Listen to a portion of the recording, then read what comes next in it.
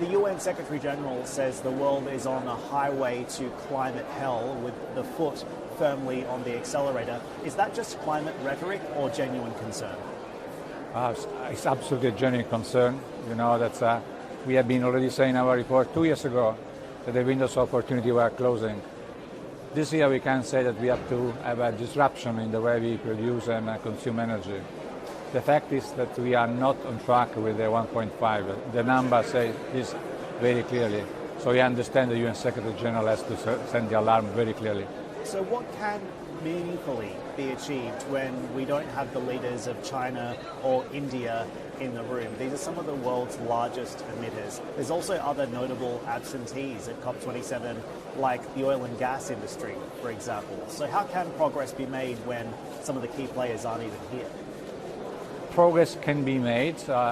Always journalists look at this sign, trying to give them a strong meaning.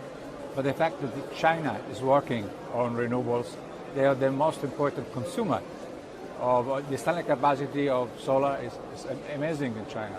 And this also applies with India, where they're investing in green hydrogen for steel and other. So the question, do we have to abandon this negotiating a political move when we have the COP? The COP must be the place where we assess the difficulties and overcome the barriers. This is the way COP has to manage.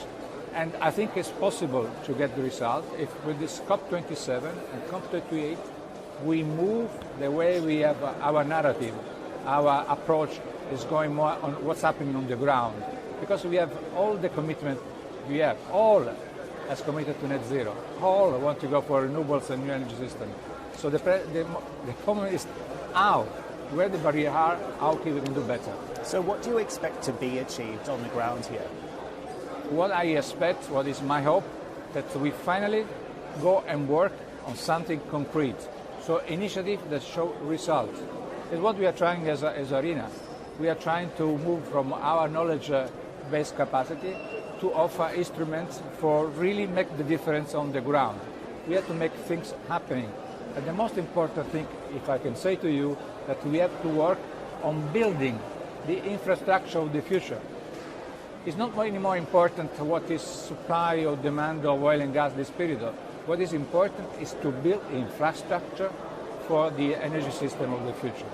Okay, so walk me through the latest uptake on renewables as well. Why have only a handful of countries pledged to include renewables in the energy mix if renewables are, in your view, an answer to some of the energy challenges that we face today? Thanks for this question, because it comes to our report that we published just in this day.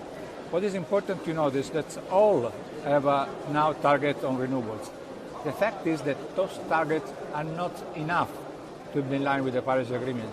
We have to double those commitments at 2030. This means, just to give you a number, that we are now around 260 gigawatts of renewables installed capacity every year.